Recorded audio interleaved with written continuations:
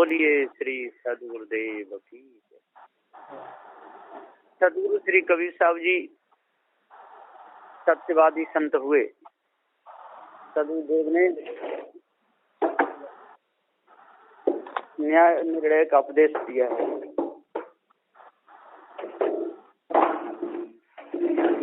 विचार विकास में सदगुरुदेव जी रहते। सदगुरु श्री कबीर साहब जी कहते हैं कि जब तक मनुष्य के अंदर कालमा रहती है, मनुष्य के अंदर जब तक भ्रम रहता है, तब तक भ्रम में ही उसका पूरा जीवन जाता है। और जब भ्रम दूर हो जाता है तब शुद्ध साफ उसका पवित्र हृदय हो जाता है। और जब पवित्र शुद्ध साफ उसका हृदय हो जाता है तो उसके अंदर मानवता आ जाती है। और मानवता उसके अंदर जब आ जाती है तब उसके अंदर से दानवता निकल जाती है। और दानवता इसके अंदर से निकल गई तो फिर लड़ाने झगड़ाने का उसका पूरा भाव अंदर का मिट जाता है। और जब लड़ने झगड़ने का उसका भाव मिट जाता है तो एकदम चित्त उसका शुद्ध हो जाता है, पवित्र। और जब चित्त उसका शुद्ध हो जाता है तो चित्त शुद्ध होते ही मन उसका पवित्र हो जाता है। और मन पवित्र होते ही बुद्धि उसकी निर्मल हो जाती है। और बुद्धि उसकी निर्मल होते ही सभी प्रकार का अहंकार भाग जाता है। और जब सभी प्रकार का अहंकार जब भाग जाता है तो उसके जो सिर में जितना भी घमंड था वो सारा चूर होकर के दूर उड़ जाता है। तो ही गुरु रूप निज पारख लखायो। सदगुरु श्री कबीर साहब जी ने बिल्कुल पारख सिद्धांत लिखा दिया। चेतन जीव ही पारखी है। और तन संबंध से जब तक रहता है तब तक ये पारखी है। और जब तन का साथ छूट जाता है तो ये विदेह हो जाता है। और पारख फिर पारख मात्र रह जाता है। तो सदगुरुदेव जी हम पर पुकार के समझाते हुए कहते हैं कि हृदय की कालमा जब तक नहीं मिटती तब तक लोग दूसरों को देख देख कर हिंजरते रहते हैं। हिंजरना मानना जलते रहते हैं। यदि कोई कुछ कह दे तो उसको बदले की भावना रखते हैं।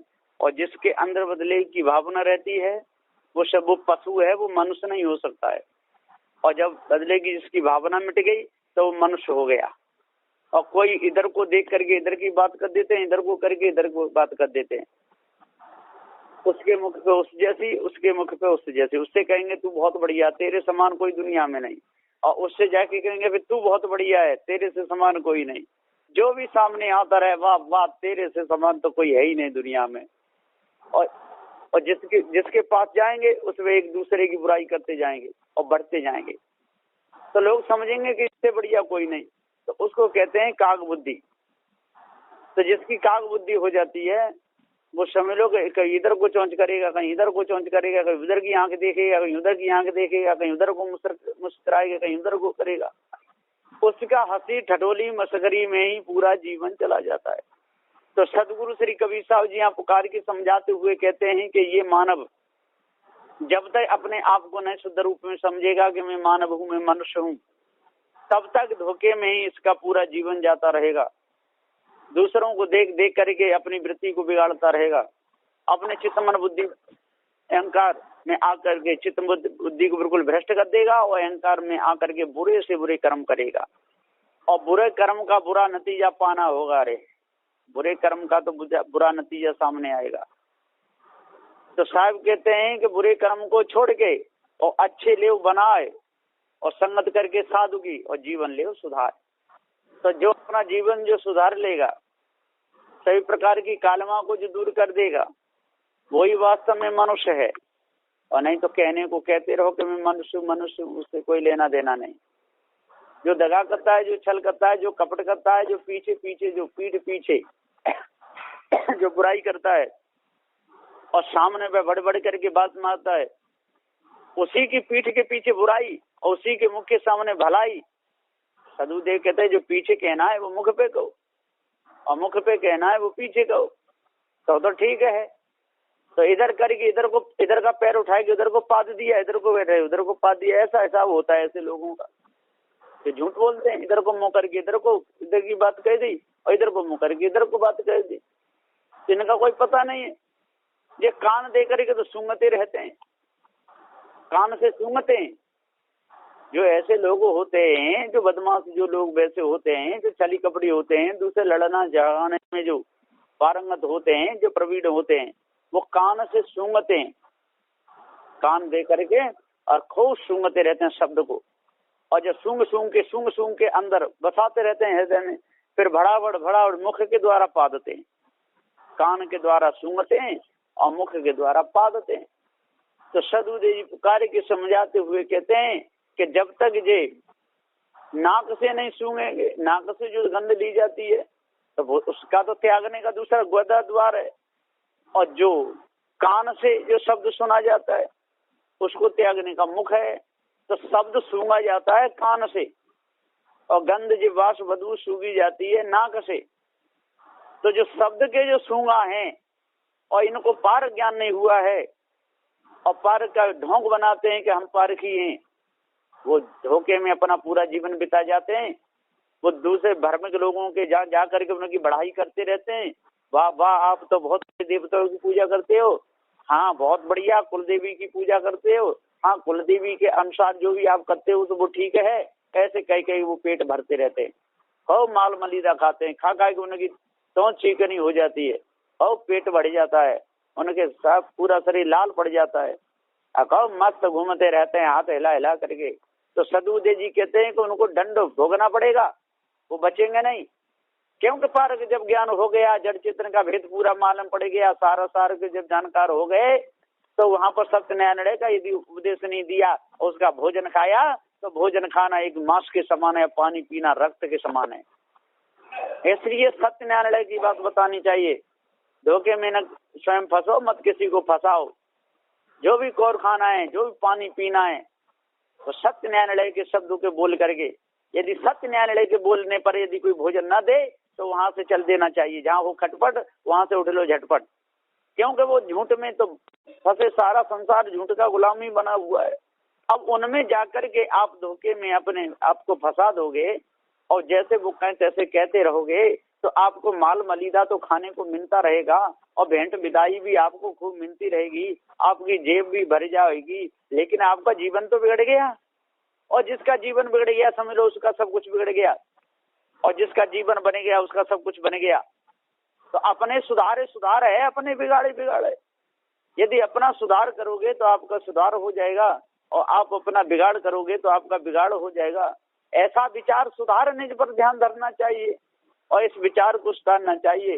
जो गंदे विचार हमारे अंदर आ रहे हैं उनको त्यागना चाहिए, जो चोरी की भावना हमारे अंदर आ रही है उसको हटाना चाहिए, हिंसा की भावना हमारे अंदर आ रही है उसको दूर करना चाहिए, विचार की भावना हमारे अंदर आ रही है उसको ज्ञान बोध विचार के द्वारा हटाना चाहिए, है ना। ईर्ष्या क्रोध मान छल की जो भावनाएं जो हमारे जीवन को नरक बना देती है इसको दूर करना चाहिए, गाली निंदा झूठ की जो हमारी भावना है इसको दूर करना चाहिए।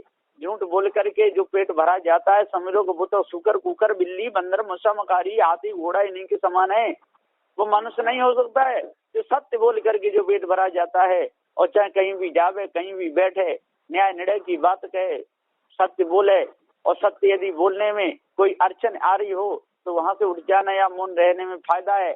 यदि सामने न्याय आता है तो सत्य का ही न्याय करना चाहिए, उसमें मुकरना नहीं चाहिए। तो लोग मुकर जाते हैं, है ना, झूठ बोल जाते हैं।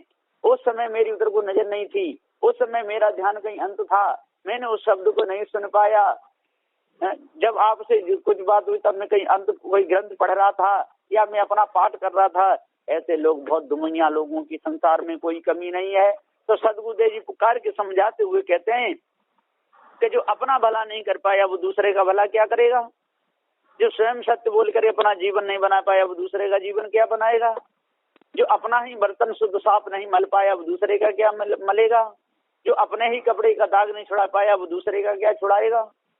तो सदुदेव कहते हैं जब अपने ही भाई बंधुओं को सबको नहीं हंसी खुशी से देख सका तो वो दूसरे को क्या देखेगा। जिसको अपने ही तन का भान ना हो तो दूसरे के तन का भान क्या करेगा। जो स्वयं ही मांस मदिरा खाता हो, शराब पीता हो, अंडे खाता हो तो दूसरे को उपदेश कैसे देगा। और जो साधु भेष लेकर के और जो स्वयं गृहस्थों के और चरणों में सिर झुकाता हो, उनसे पढ़ता हो, उनको गुरु मान करके बैठा हो तो वो त्याग बैराग का उपदेश क्या दे सकता है। तो सदुदय जी पुकार के समझाते हुए कहते हैं कि एक भैंस को लजाना होता है और एक भैंस को बनाना होता है। तो सदगुरुदेव जब भैंस देते हैं तो उस समय न्याय निर्णय की बात बताते हैं, शुद्ध साफ पवित्र बात बताते हैं, त्याग वैराग का उपदेश देते हैं और ये त्याग वैराग का एक कफन देते हैं और जो मुर्दा बढ़ाया जाता है वो देते हैं और कहते हैं कि संसार से आपका कनेक्शन कट गया, अब आप साधु हो गए। जब सिर झुकेगा तो अपने से बड़े विद्वान ज्ञानी संतों के चरणों में झुकेगा। विद्या अर्जन करना है तो त्यागी वैरागी जो वेशधारी जो महात्मा है उनके द्वारा करना है।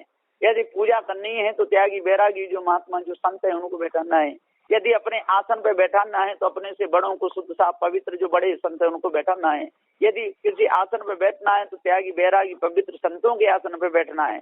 ये नहीं कि कहीं भी बैठ जाए, घसल्ली है ना, कुत्ता कहीं भी बैठ जाए, सुअर कहीं भी बैठ जाए, गधा कहीं भी बैठ जाए, कहीं भी लौटने लगे, ऐसा नहीं। यदि यही गति हो गई तो फिर साधु वेश में और संसारी वेश में कोई अंतर नहीं, फिर संसारी लोगों में और साधु में कोई अंतर नहीं रहेगा। तो साधु का आसन अलग है, पवित्र शुद्ध साफ निर्मल है, और संसारियों का आसन अलग है, उनका विषय विकारों में सना हुआ आसन है, क्योंकि वो खानी जाल को और भोग रहे हैं और वो वाणी जाल में भी फंसे हुए हैं।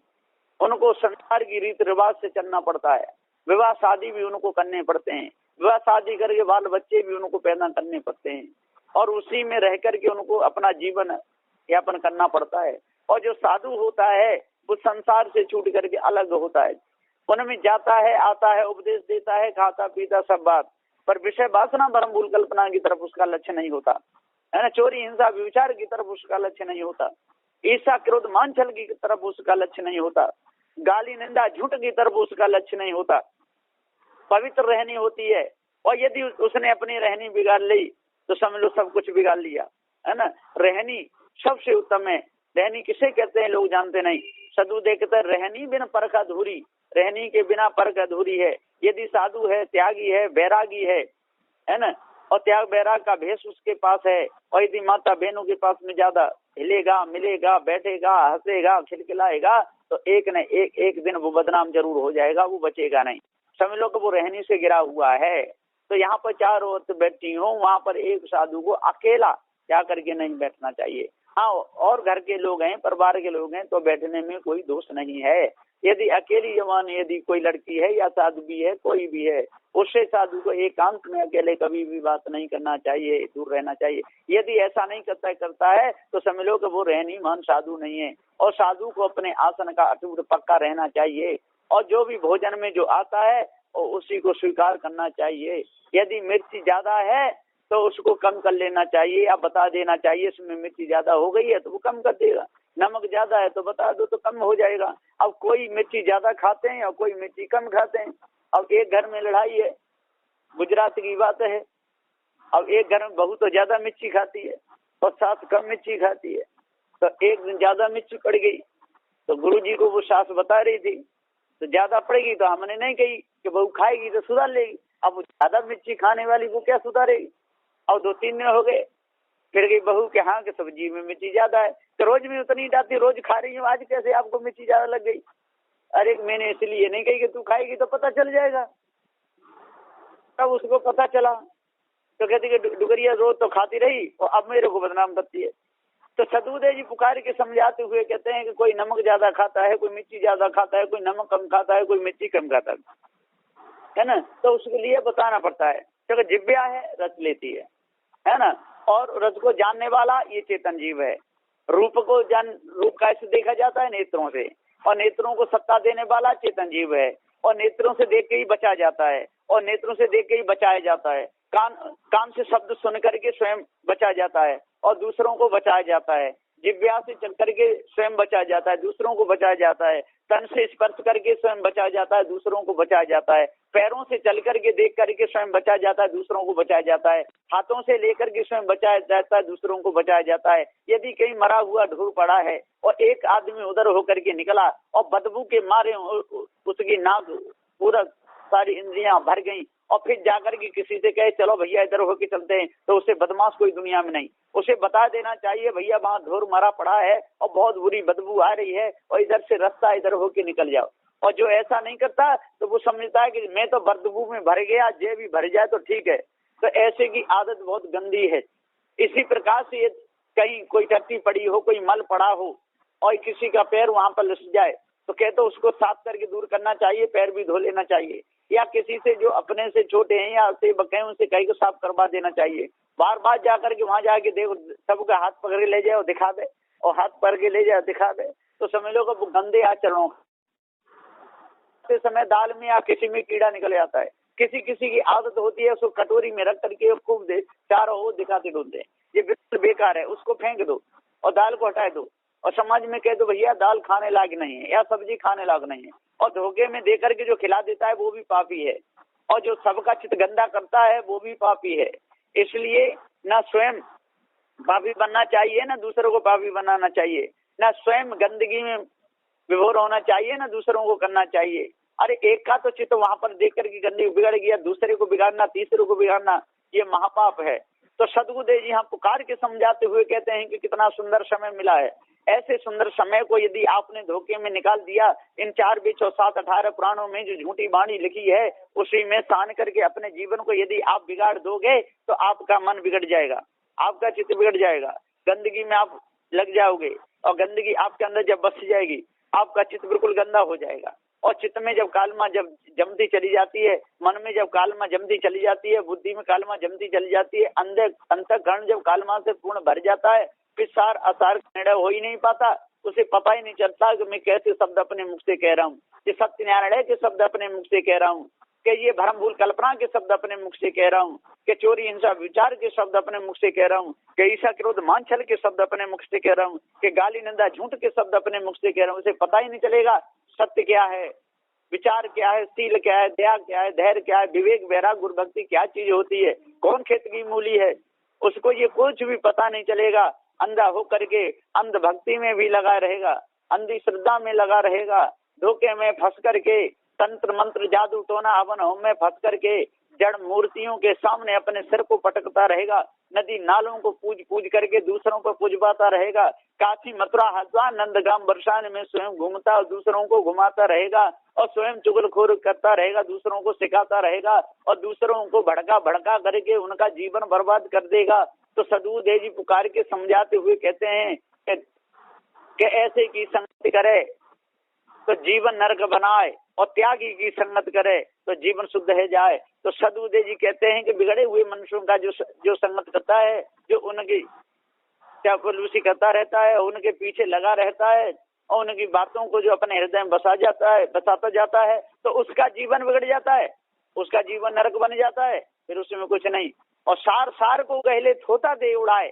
अरे 4 वेद 6 7 18 पुराणों में जो सार है उसको ग्रहण कर लो, गीता रामायण भागवत में जो सार बात है उसको ग्रहण कर लो, जो चाहे कृष्ण विष्णु की किसी की बात हो सत्यनारायण की उसको ग्रहण कर लो, और जो ग्रहण करने योग्य नहीं है, जो न्याय से नहीं ठहरती, उसको त्याग दो, उसमें कोई दोष नहीं है। यदि कोई जब तक न देखे अपने नैना और तब तक न माने गुरु के बेना, तो सदगुरुदेव जी पुकार कहते हैं जब तक अपने नैनों से देखने में नहीं आया और तन से स्पर्श करने में नहीं आया, कान से सुनने में नहीं आया, नाक से सूंघने में नहीं आया, जिब्या से चखने में नहीं आया, पैर से चल करके उसके पास में पहुंचा नहीं गया और उसको स्वीकार कर लिए कि हमारे गुरु जी बताएं कि ईश्वर है, पैर को नहीं जब तक न देखे अपने नैना तब तक माने गुरु के बेना, जब तक अपने नैनों से नहीं देखे, सामने आमने बात नहीं करे और जब तक उसके रूप शकल को नहीं देखे और तब तक नहीं मानना चाहिए, क्योंकि वो तो निर्गुण निराकार आगम अपार चित्त मन बुद्धि वाणी से परे कह करके चले गए। और हमें यदि इस धोखे में अपने समय को यदि हम बिताते रहेंगे और धोखे में हम भूले रहेंगे तो हमारा मन कभी भी शुद्ध नहीं होगा, हमारा मन कभी भी पवित्र नहीं होगा, और मन यदि पवित्र नहीं होगा तो मन की कालमा कभी मिट नहीं सकती है। तो सदगुरुदेव जी हम पुकार के समझाते हुए कहते हैं कि हे ज्ञानी विद्वानों, 4 वेद 6 7 18 पुराणों के ज्ञाता हो, जपी तपी सन्यासी हो, सभी लोग अपने कानों को खोल करके यदि सुनोगे और सत्य न्याय निर्णय की बात को सुन करके अपने हृदय की यदि कालमा को दूर करोगे और पवित्र शुद्ध साफ जड़ चेतन का भेद समझ करके न्याय निर्णय की बात को अपने हृदय में बसा करके ग्रंथ यदि बीज को आप गुरुमुख से यदि पढ़ोगे तो आपके हृदय की सारी कालमा मिट जाएगी, क्योंकि सदगुरु देव ने सत्य न्याय निर्णय का उपदेश दिया है, जड़ चेतन का पूरा भेद बताया है और जो इस भेद को जान करके कालमा को जो दूर कर देता है, अष्ट महासद्गुणों को जो अपने हृदय में बसा लेता है, जो 10 दोष हैं उनको जो दूर कर देता है, छाजन भोजन मैथुन भय निद्रा और मोह, इनको षट धर्मों को जो कर लेता है, इनके अनुसार जो चलता है उसका जीवन बिगड़ जाता है, और जो सुधार करके चलता है उसका जीवन बन जाता है। तो सदगुरु श्री कबीर साहब जी यहाँ पुकार के समझाते हुए कहते हैं कि आज कितना सुंदर समय मिला है, ऐसे सुंदर समय को पार की संतों की संगति में लग करके अपने मन को बिल्कुल पवित्र कर लो, अपने हृदय को बिल्कुल शुद्ध कर लो, और जब आपका हृदय शुद्ध हो जाएगा और मानंदी सभी प्रकार की आपके अंदर से मिट जाएगी, तब आपको शुद्ध स्वरूप अपने आप का पूरा ज्ञान हो जाएगा, और ये मालूम पड़ेगा कि मैं अजर अमर अखंड स्वयं स्वरूप हूँ। मेरे ही जानने से सारी वस्तुएं जानने में आ जाती हैं। यदि मैं जनैया नहीं होता तो एक ही वस्तु मेरे जानने में नहीं आती। मैं यदि नाम नहीं रखता तो ये एक भी नाम मेरे कान में नहीं आता। इसलिए नामों को रखने वाला, रूप देकर के जानने वाला, सतपथ पर चलने वाला, असत पथ पे चलने वाला, मारने काटने वाला, शांति का उपदेश देने वाला, मैं शुद्ध साफ पवित्र अजर अमर अखंड अविनाशी चेतन जीव हूँ। जब ऐसा पूरा ज्ञान हो जाएगा तो सभी प्रकार की कालमा अंदर से निकल जाएगी, भरम भूल कल्पना अपने अंदर से निकल जाएगी, मानवता अपने अंदर आ जाएगी। जो सार भेद सदगुरु देव का है वो हमारी समझ में आ जाएगा। जड़ चेतन का भेद समझ में आते ही उसी दिन से, उसी क्षण से फिर हमसे कोई बुरा कर्म नहीं होगा, क्योंकि चोरी हिंसा विचार से ही सारा काम बिगड़ता है। और जब हमको ज्ञान हो गया तो चोरी हिंसा विचार की तरफ हमारा लक्ष्य नहीं जाएगा, और जब चोरी हिंसा विचार की तरफ हमारा लक्ष्य नहीं जाएगा तो हमारा एकदम मन पवित्र हो जाएगा। तो यहाँ पर कहते हैं कि सत्य को मत छोड़ो, नैया सहज पार लगी जावे, गुरु को मत भूलो, नैया सहज पार लगी जावे, सत्य को मत छोड़ो, नैया सहज पार लगी जावे। इसलिए ज्ञानी पुरुषों को मत भूलो, पार की संतों को मत भूलो, सत्य न्यायालय का जो उपदेश देते उनको मत भूलो। चेतन पूजा करके अपने जीवन को सत्य शुद्ध कर लो। पत्थर पूजा करते रहोगे, देवी देवताओं को मनाते रहोगे, हार फूल उन पर चढ़ाते रहोगे, आपका समय बेकार जाएगा, पैसा भी बेकार जाएगा, मेहनत सारी बेकार चली जाएगी। यदि चेतन पूजा करोगे, उनको खिलाओगे पिलाओगे, उनके गले में हार डालोगे, भेंट बिदाई चढ़ाओगे तो वो काम में आएगी। जब उनके काम में आएगी तब आप जाएंगे, कहेंगे उनके द्वारा ऐसा काम बनाओ। आपका भी हृदय पवित्र होता है, सेवा और दान से ही हृदय पवित्र होता है, बिना सेवा दान के हृदय पवित्र नहीं हो सकता। और जो लूट करते हैं, जो गुरु से कपट करते हैं, जो गुरु के धन को जो खा जाते हैं, जो गुरु से मेल करके उनके सारे वेद को लेकर के उनका समाज में अपमान करा देते हैं, वो शिष्य नहीं, वो गुरुद्रोही हैं, वो भक्त नहीं, वो गुरुद्रोही हैं। इसलिए गुरुद्रोही बने का काम कभी नहीं करना चाहिए। जिनसे हमने सत्य निर्णय का उपदेश लिया है, जिससे हमको जड़ चेतन का ज्ञान हुआ है, हमारे हृदय के फाटक इनके द्वारा खुले हैं, तो उनके आजीवन उनकी आरती वंदना पूजा, उनकी आज्ञा का पालन करना चाहिए। तब हृदय की कालमा छूटेगी, नहीं तो छूट नहीं सकती है। इसलिए अपने आप को जानो और अष्ट महासगुण धारण करो, तब पूर्ण शांति मिलेगी। बस इन्हीं वचनों के साथ में मैं अपनी वाणी को विराम देता हूँ। बोलिए श्री सद्गुरुदेव की जय।